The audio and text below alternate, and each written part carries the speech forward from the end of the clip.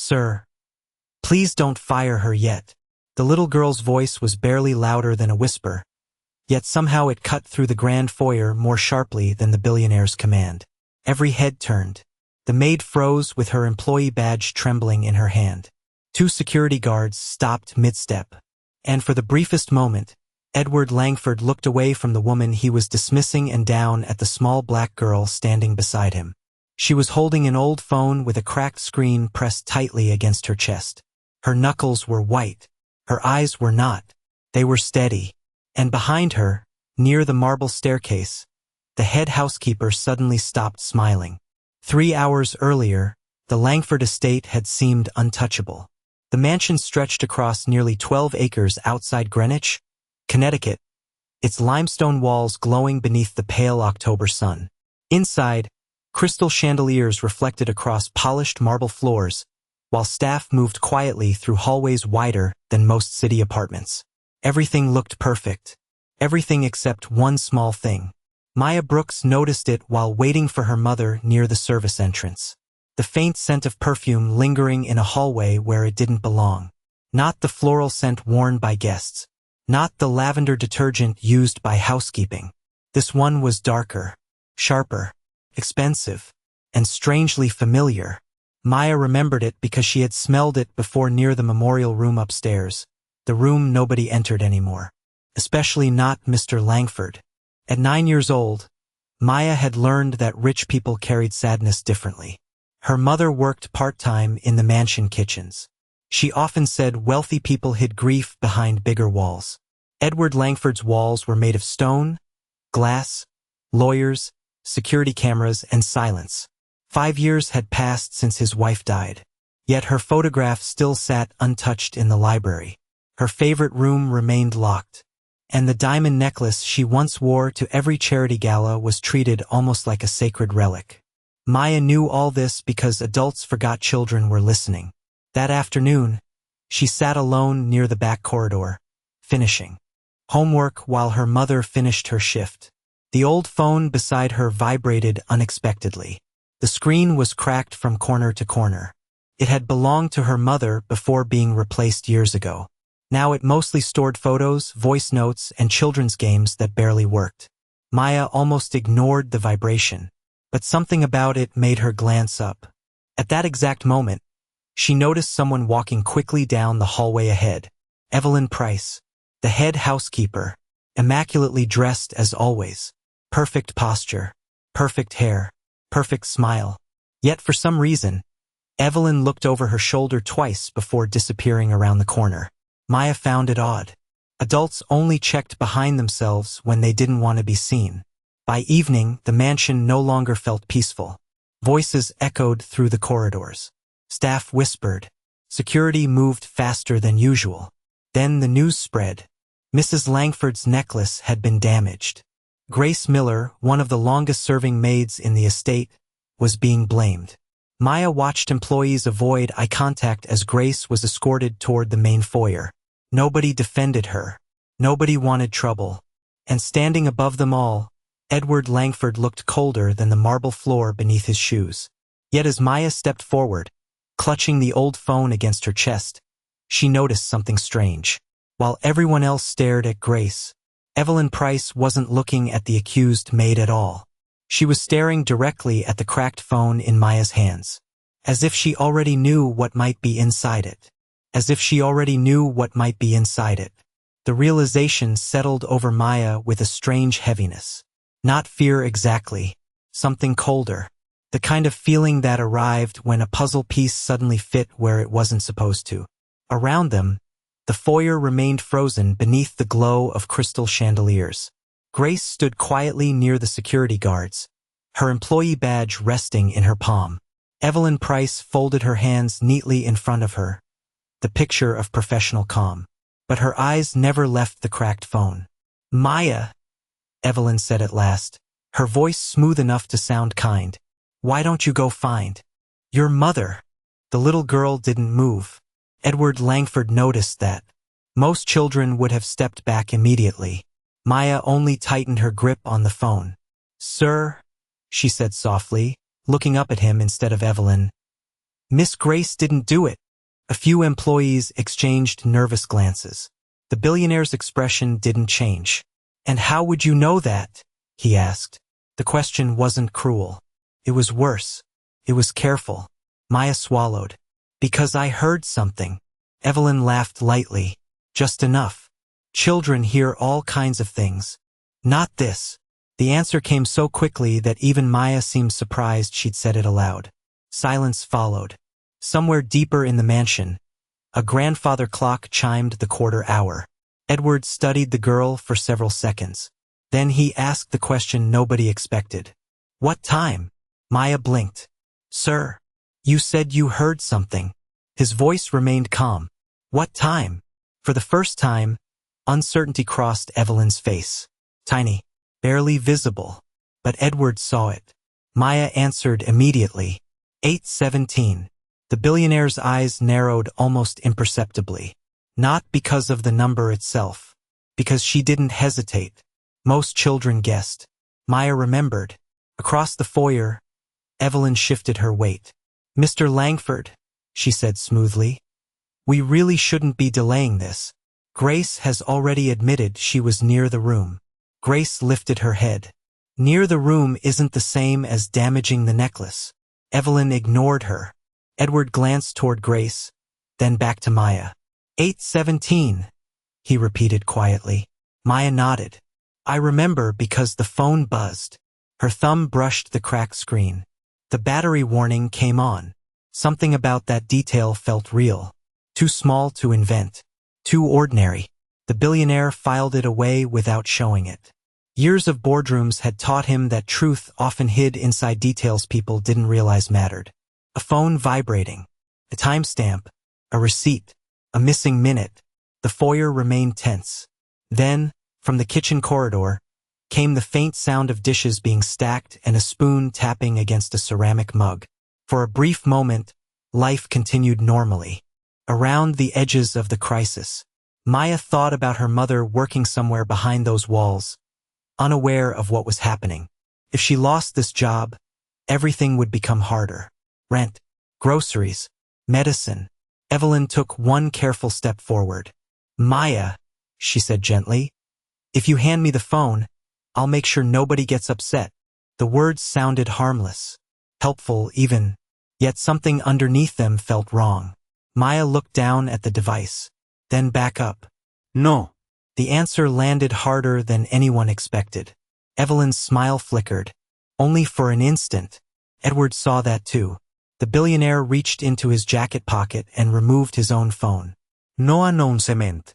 Noa kiesaschen. He simply opened a note and typed 2 words.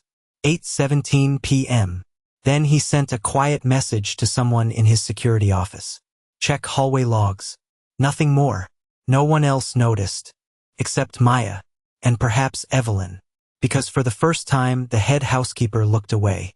Her gaze drifted toward the second-floor balcony above the foyer. Toward a security camera mounted near the corner. Perfectly ordinary glance. A glance that should have meant nothing. Except Maya remembered something suddenly.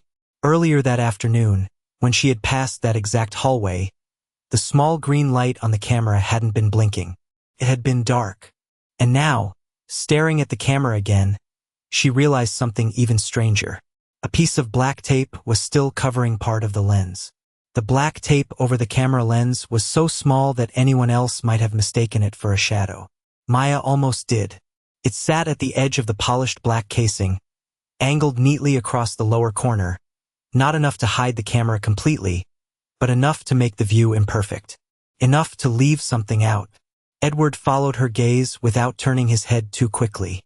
Men like him did not survive billion-dollar negotiations by reacting before they understood the room.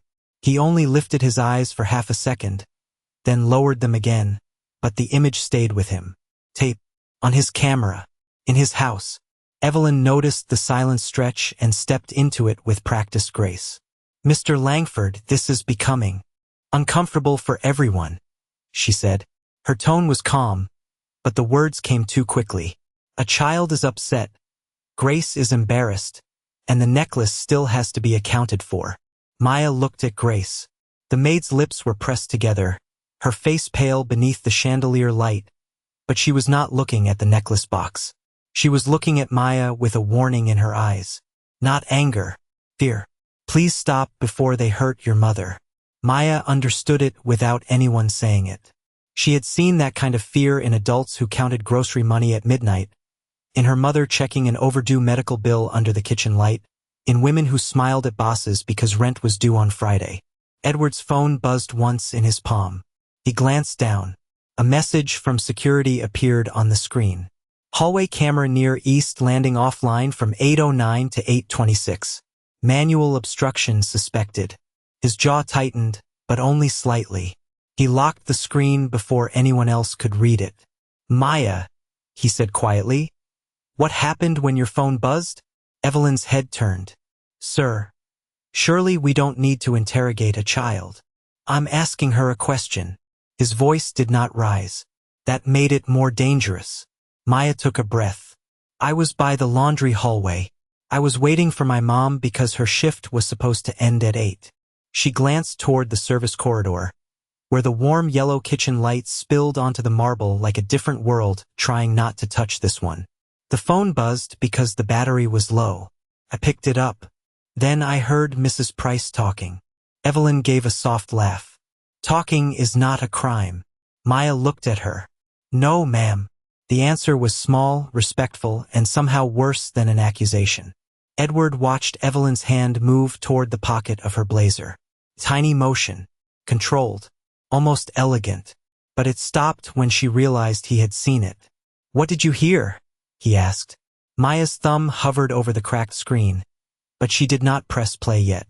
Instead, she reached into the pocket of her worn denim jacket and pulled out a folded slip of paper. It was creased twice and softened from being held too long. This was on the floor near the laundry door, she said. Evelyn's face changed. Not dramatically, just enough. Grace saw it too. Edward took the paper from Maya and unfolded it. A dry cleaning receipt from a shop in Stamford. 2 items listed. 1 silk scarf. 1 white formal glove. Time stamped 8:03 p.m. paid in cash. No customer name, only initials typed at the bottom. EP. The foyer seemed to shrink around them. Evelyn's smile returned, but it no longer fit her face. Many people have those initials. Edward looked up slowly.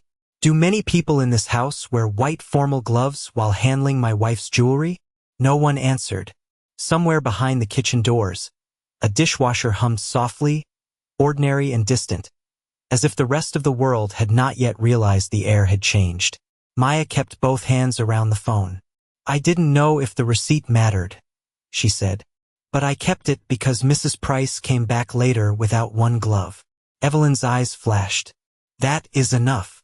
The sharpness in her voice struck the room harder than shouting would have. Then she corrected herself, smoothing her expression.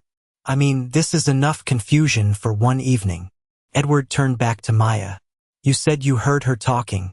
Was she alone? Maya shook her head. No, sir. A long second passed. There was another voice. Evelyn went still. Maya looked down at the old phone, and this time her voice dropped until even the guards leaned in to hear her. And it said Grace's name before anyone knew the necklace was broken. And it said Grace's name before anyone knew the necklace was broken.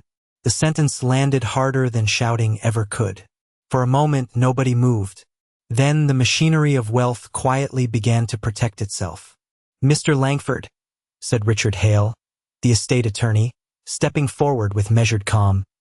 I strongly recommend we stop this now. His voice was professional, almost gentle. The kind of voice that settled disputes in boardrooms worth hundreds of millions of dollars. A child has produced an unidentified recording, an unexplained receipt, and a series of assumptions. None of this establishes wrongdoing. Several department managers nodded subtly, not because they disliked Maya, because Richard sounded reasonable, safe, predictable, everything Maya was not. Edward remained silent. Richard continued. If we continue down this road based on speculation, we risk damaging reputations without evidence. Evelyn lowered her eyes at exactly the right moment. Not defensive. Hurt. almost dignified. "I have served this family for 14 years, she said quietly. "If Mr. Langford believes I would intentionally harm this household." She let the sentence trail away. The silence did the rest. Maya suddenly became very aware of how small she looked standing beneath ceilings 30 feet high. Her sneakers were worn at the edges. Her jacket had been patched twice by her mother. Crystal reflected above her. Marble stretched beneath her feet. Every adult in the room belonged here. She did not. A security supervisor stepped closer. "Maya, maybe you should wait in the kitchen until the adults sort this out." The words were polite. That somehow made them sting more. Grace opened her mouth as if to object, then closed it again. Fear still held her there. Edward watched everything. The attorney, the managers, the guards, the way the room slowly rearranged itself around power. He had seen it happen 1,000 times in business. Strong opinions becoming consensus simply because important people repeated them. "Sir," Maya said softly. No one answered. She looked directly at Edward. "May I ask one question?" Richard sighed. Evelyn folded her hands. The billionaire gave a slight nod. Maya turned toward Evelyn. "When did you first hear the necklace was broken?" Evelyn didn't hesitate. "When security notified me." "What time?" Another easy question. Another easy answer. "Shortly after 8:30. Richard immediately stepped in. "This is not productive." "Please," Maya said. Her voice remained calm. "I only want to understand." Edward noticed the wording. Not prove. Not accuse. Understand. Evelyn smiled faintly. "Around 8:30, dear." Maya nodded. "Okay." Nothing happened. The tension seemed to loosen. Richard glanced toward Edward as if expecting the matter to finally end. Somewhere down the corridor, a washing machine rumbled softly from the service wing. The sound felt strangely ordinary against the weight pressing on the room. Even Maya looked down for a second. Defeated, perhaps. Evelyn appeared to believe the same thing. Her shoulders relaxed. One of the guards shifted back toward Grace. The estate attorney quietly closed his leather folder. Then Maya lifted the cracked phone again. "I'm sorry," she said. "I forgot something." Evelyn's smile froze. Maya looked directly at her. "If you learned about the necklace at 8:30, she tapped the screen once. "Why does the recording from 8:17 have you saying, 'Grace will take the blame before Mr. Langford gets home'?" No one spoke. Not immediately. Richard's expression changed first. Just slightly. The kind of change lawyers hated because it happened before they could stop it. Evelyn opened her mouth. Closed it. Opened it again. That recording could be edited. It sounded weaker this time. Edward said nothing. But Maya noticed something. During the confusion, while everyone had been focused on her, Evelyn had instinctively reached into her blazer pocket. Not once, twice, like someone checking whether something was still there. The movement had been quick, almost invisible. Yet now a tiny corner of white paper protruded from the pocket seam. And stamped across the exposed edge, barely visible beneath the fabric, were 3 printed words. Memorial Room Access. And stamped across the exposed edge, barely visible beneath the fabric, were 3 printed words. Memorial Room Access. Maya saw them first. Children often notice things adults dismissed as unimportant. A loose thread, a missing button, paper sticking out where it shouldn't. She didn't say anything immediately. Neither did Edward. The billionaire's eyes lingered on the corner of the card for a fraction longer than normal. Then he looked away. That was what made Evelyn relax. She thought he hadn't seen it. "Mr. Langford," Richard Hale said carefully, recovering his composure, "I think we're allowing unrelated details to distract us from the actual issue." Edward remained silent. The attorney continued. "The necklace was damaged. We still have no direct evidence regarding how that happened." Maya felt the old phone grow warm in her hands. The cracked screen reflected the chandelier light in fractured lines. For a moment, she almost stayed quiet. Then she remembered something. "Sir." Edward looked down. "What is it?" Maya hesitated. "There's something else." Evelyn's shoulders stiffened almost invisibly. Maya, she said softly, you've done enough. The little girl shook her head. No, ma'am. Again respectful. Again impossible to dismiss. She crouched beside the worn backpack she had left near the staircase and unzipped the front pocket. The sound seemed strangely loud in the silent foyer. Then she pulled out a small manila envelope. The edges were bent. One corner was water-stained. Grace frowned. Maya, I didn't know what it was, Maya admitted. That's why I kept it. Edward took the envelope slowly. The paper felt old. Not ancient, just forgotten. The kind of thing someone hides instead of throws away. He opened it. Inside was a key card. White, plain. Nothing remarkable except for the faded printed label across the bottom. Memorial room. The room seemed to lose a degree of warmth. Evelyn spoke immediately. Too quickly. That proves nothing. There are old access cards all over the estate. Edward turned the card over. On the back was a date. 3 months ago. His thumb paused. 3 months. The memorial room had been sealed for years. Officially, nobody entered except maintenance under authorization. Richard stepped forward.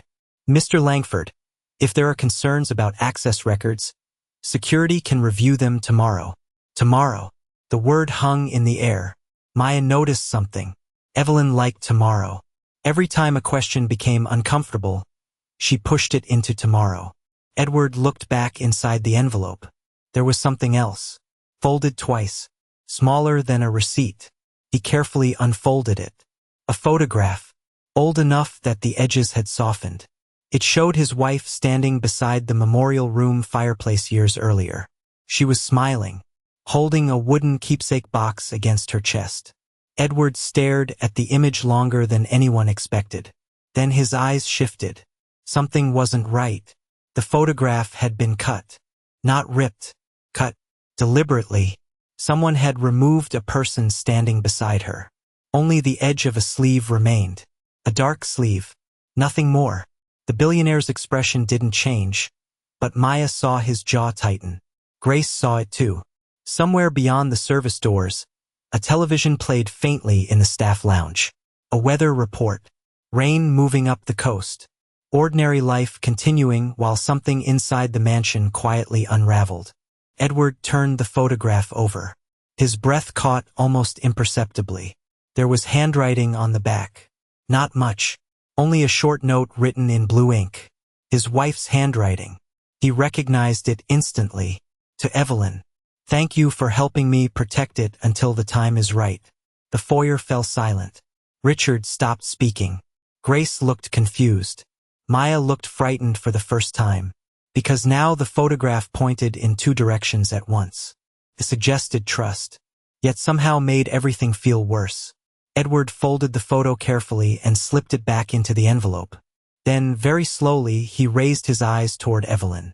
For 14 years, he had trusted her with every key, every staff file, every private corner of the estate. But standing there beneath the chandelier light, holding a photograph he had never seen before, he realized something deeply unsettling. He had absolutely no idea how she had gotten it. He had absolutely no idea how she had gotten it. The realization stayed with Edward Langford long after the foyer fell silent. Not because the photograph proved guilt. Didn't. Not yet. But because there were only 2 possibilities. Either Evelyn had been trusted with things he never knew existed, or she had been keeping things he was never meant to find. Neither possibility sat comfortably in his chest. He slipped the envelope into the inside pocket of his jacket. Grace, he said quietly. The maid looked up immediately. Yes, sir? Stay. Just one word. No explanation. No apology.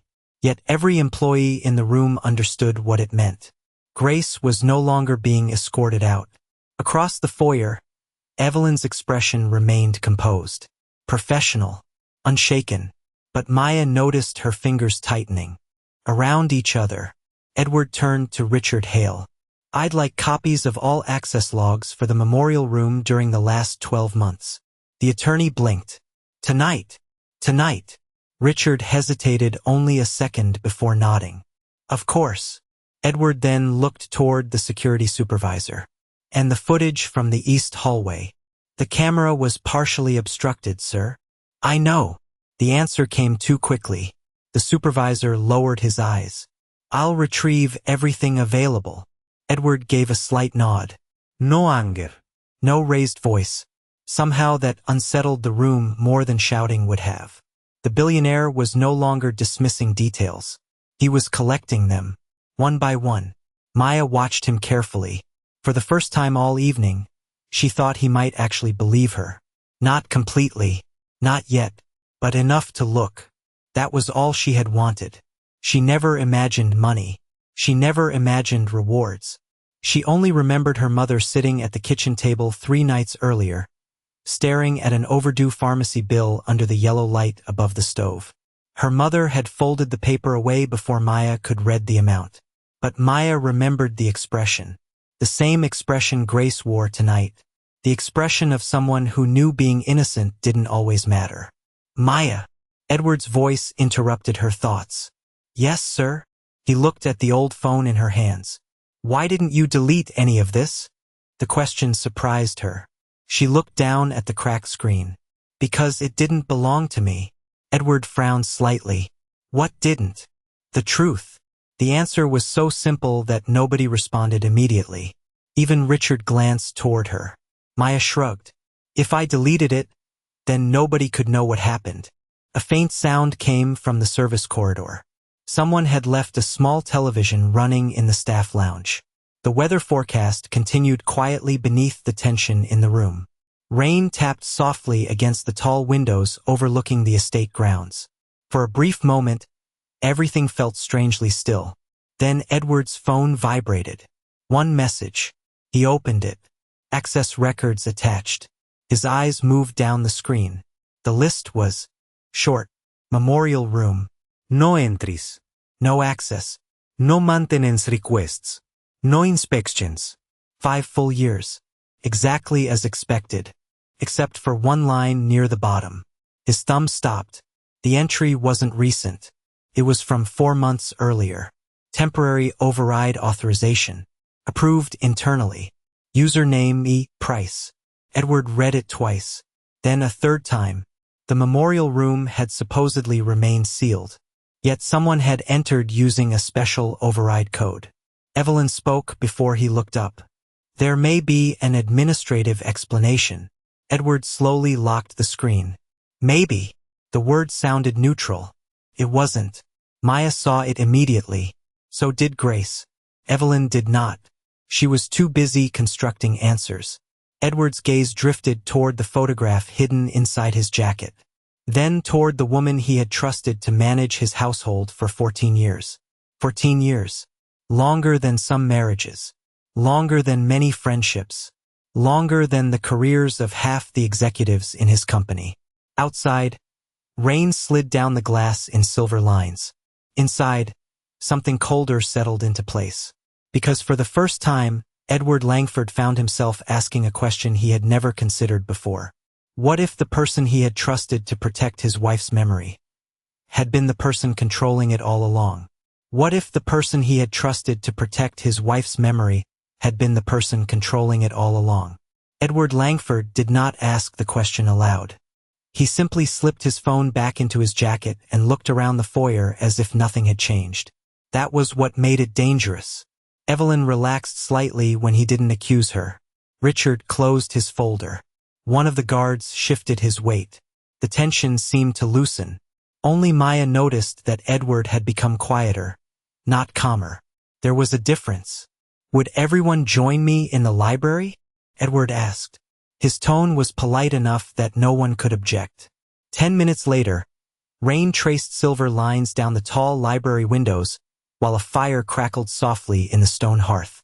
The room smelled faintly of leather and old paper. A tray with untouched glasses of water sat on the coffee table between them. Nobody drank from them. Edward stood beside his desk while Richard reviewed digital records on a tablet. Evelyn remained composed in a wingback chair. Grace sat near the door, hands folded tightly in her lap. Maya occupied the smallest chair in the room, her feet barely touching the floor. The old phone rested beside her. "I'd like to clear up a simple detail," Edward said. "Nothing more." Evelyn smiled politely. "Of course." He walked to the bookshelf and picked up a framed photograph of his late wife. The same photograph from years ago that had always remained in the library. Then he placed it beside the photograph Maya had found in the envelope. Side by side. Similar image. Similar day. Similar clothing. Richard leaned forward slightly. Grace frowned. Maya looked back and forth between them. Edward's voice remained casual. "Maya." "Yes, sir?" "You said you remembered a voice mentioning Grace before anyone knew the necklace was damaged." "Yes, sir." "What exactly was said?" Evelyn crossed one leg over the other. Perfectly controlled. Maya thought carefully. "Not the whole thing. Just part." Edward nodded. "That's fine." Maya looked toward the rain-darkened window, remembering. The voice said, "Grace will take the blame before Mr. Langford gets home." Silence settled briefly over the room. The fire popped softly. Somewhere in the house, a distant door closed. Then Edward asked what sounded like an innocent question. "Evelyn, did you ever use that phrase?" She blinked. "Which phrase?" "Get home." Tiny pause. "I'm sure I've used those words before." Edward smiled faintly. "Perhaps." Richard glanced between them. The question seemed trivial. Maya knew it wasn't, because she remembered something else. Small. Ordinary. The kind of thing adults forgot. "Actually," she said quietly. Everyone looked at her. Maya pointed toward the photograph from the envelope. It sounded weird because Mrs. Price doesn't usually say, "Get home." Evelyn's smile tightened. "What do you mean?" Maya shrugged. "You always say, 'Return to the estate.'" Nobody spoke. Richard slowly lowered the tablet. Grace looked up. Evelyn laughed softly. "Maya, that's hardly evidence." "No, Mom." Maya nodded. "But it's what made me remember." Edward's eyes remained on Evelyn. 14 years. Thousands of conversations. Hundreds of staff meetings. She did say return to the estate. Almost every time. It was an old habit. One his wife used to tease her about. Evelyn reached for the glass of water in front of her. For the first time all evening. But before she could lift it, a phone vibrated sharply on the coffee table. Not Maya's. Not Edward's. Richard glanced down. The file from security had finally finished uploading. The tablet screen lit up. East hallway camera recovery complete. No one touched it immediately. The room seemed to hold its breath. Even the rain felt quieter. Edward looked at the notification, then at Evelyn, then back at the screen. He didn't rush. He didn't demand answers. He simply said, "Let's see what survived." For the first time, Evelyn's hand stopped halfway to the glass. And when her eyes shifted toward Maya, they no longer carried dismissal. They carried recognition, because she had just realized something far more dangerous than the recording. The little girl was no longer the only person asking questions. The little girl was no longer the only person asking questions. Nobody moved for several seconds. The tablet remained on the coffee table, its screen glowing softly beside the untouched glasses of water. Rain tapped against the tall library windows. The fire crackled once. Then silence returned. Edward looked at the recovered footage notification. "Open it," he said. Richard tapped the screen. The video loaded slowly. A spinning icon turned once, twice. Maya found herself holding her breath. Evelyn sat perfectly still. Too still. The file finally opened. Grainy black and white footage filled the display. The east hallway appeared empty at first. A timestamp glowed in the corner. 8:11 p.m. Security had been right. Part of the image was obscured where the tape covered the lens. But not all of it. The hallway remained visible. Edward leaned forward slightly. Nobody spoke. The footage continued. 8:12 p.m. Empty corridor. 8:13 p.m. Empty corridor. Then movement. A figure appeared. Grace. She crossed the hallway carrying folded linens. Nothing unusual. She disappeared out of frame. Richard glanced toward Edward. The billionaire said nothing. The video continued. 8:15 p.m. Another figure entered. Evelyn. She held something under her arm. A rectangular object. Not large. She stopped near the memorial room door. Maya immediately sat forward. Pause. Every adult turned toward her. Richard hesitated. Edward nodded. The image froze. Maya pointed at the screen. Zoom in. Richard enlarged the frame. The quality worsened, but the object became clearer. Not a folder. Not paperwork. A wooden box. Edward felt something tighten in his chest. He knew that box. His wife had kept personal letters inside it for years. The same box from the photograph. The same box she held in her arms. Richard resumed the footage. Evelyn unlocked the memorial room door using a keycard. The timestamp read 8:16 p.m. She entered. The hallway became empty again. 1 minute passed. Then 2. Then 3. At 8:19 p.m. she emerged carrying the box. But something had changed. Maya noticed it first. Stop! Richard froze the image again. Maya pointed. The box was open. The lid hung slightly crooked. Edward stared at the screen. She was right. When Evelyn entered, the box had been closed. When she exited, it wasn't. Nobody offered an explanation. The footage resumed. At 8:20 p.m., another person entered the frame. A maintenance employee, an older man named Harold Bennett. He appeared only briefly before walking out of view. Edward frowned. Call Harold. Richard immediately reached for his phone.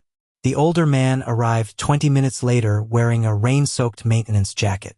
Confused. Nervous. Honest. Edward showed him the footage. Harold adjusted his glasses. Then his face changed. I remember that night. The room went still. Why? Edward asked. Harold swallowed. Because Mrs. Price stopped me outside the memorial room. He looked toward Evelyn. She said nobody was allowed down that hallway. Evelyn's expression never changed. That hardly proves anything. Harold looked uncomfortable. Then he reached into his jacket pocket.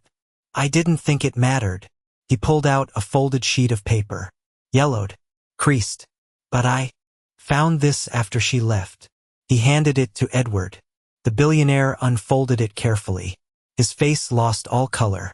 Maya watched it happen. Not shock. Not anger. Something worse. Pain. Deep. Personal. The document wasn't a contract. It wasn't financial records. It was a handwritten letter. 1 page. Signed by his wife 6 weeks before her death. The handwriting matched the note from the photograph. Edward recognized every curve of every letter instantly. His eyes moved across the page. Then stopped. Then moved back and read the same sentence again. Grace saw tears forming before he did. Maya saw his hand begin to shake. In the letter, his wife had written only one direct instruction. If anything happens to me, trust Grace. She knows the truth about the box. Edward stared at the words. 14 years. 14 years of trusting Evelyn. 14 years of overlooking Grace. 14 years of believing he was protecting his wife's memory. Across the room, Evelyn finally looked afraid. Not because of the footage. Not because of Harold. Because she could see the letter reflected in Edward's eyes. The billionaire folded the page with extraordinary care. He placed it on the table. Then he looked directly at Evelyn for the first time that night. His voice remained calm, almost gentle. Call my attorney. Call my attorney.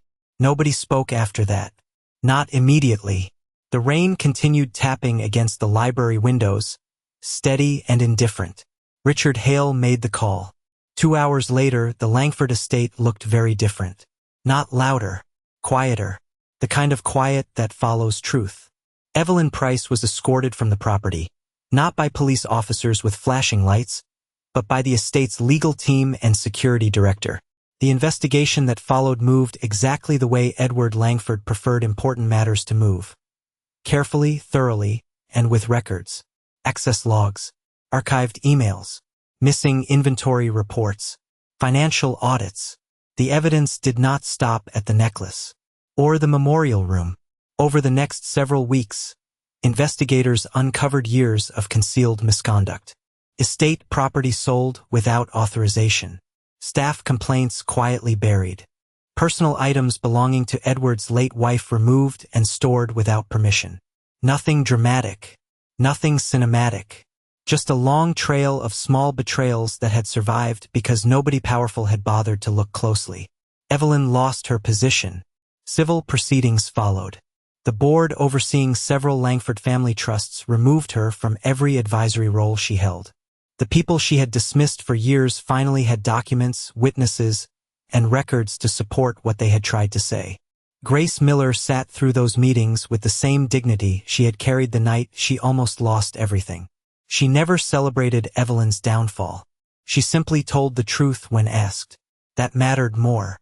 3 months later, Grace walked through the front entrance of the estate wearing a different badge. Director of Household Operations. The title looked strange to her at first. She kept touching it as though it belonged to someone else. Edward insisted it belonged exactly where it was. Maya's mother received something she had never had before. A full employment contract. Health insurance. Paid leave. The pharmacy bills that had piled up in kitchen drawers were paid. Not as charity. As part of a proper compensation review that uncovered years of underpayment affecting multiple employees. Several staff members received back wages. Others received benefits they should have had all along. The changes spread beyond one family. That was what Edward cared about now. One evening in early spring, sunlight filled the estate instead of rain. Workers moved quietly through the memorial room upstairs. For the first time in years, the room was open.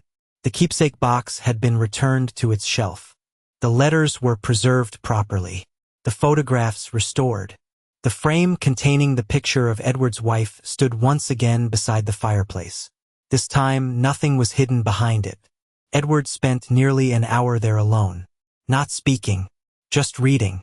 Later that afternoon, he found Maya sitting in the kitchen, eating a grilled cheese sandwich while her mother finished paperwork nearby. The old phone sat beside her plate. The screen was still cracked. Probably. Always would be. Edward pulled out a chair and sat across from her. Maya looked up. "Hi, sir." "Hello, Maya." For a moment neither spoke. The kitchen felt warm. Someone was stirring soup on the stove. A baseball game played quietly on a small television above the refrigerator. Ordinary sounds. The kind that never reached boardrooms. Edward glanced at the phone. "You know," he said, "I could buy you a new one." Maya followed his gaze. Then she shook her head. "I know. You don't want one?" She thought about it. "Maybe later." Edward smiled faintly. "Why later?" Maya looked down at the cracked screen. "Because this one already did its job." The answer settled somewhere deep inside him. Deeper than the lawsuits. Deeper than the investigations. Deeper even than the money. For years he had believed power came from controlling information. Controlling outcomes. Controlling risk. But a 9-year-old girl with a broken phone had shown him something else. Sometimes truth survives because someone small decides not to let go of it. Maya picked up her glass of milk and took a sip. Edward looked toward the sunlight falling across the kitchen floor, then toward the people he had almost failed to hear. And for the first time in a very long time, the house felt less like a monument to loss and more like a place where people belonged. The old phone remained on the table between them, its cracked screen catching the afternoon light, a quiet reminder that truth had finally spoken louder than power, and the people once overlooked had finally been heard.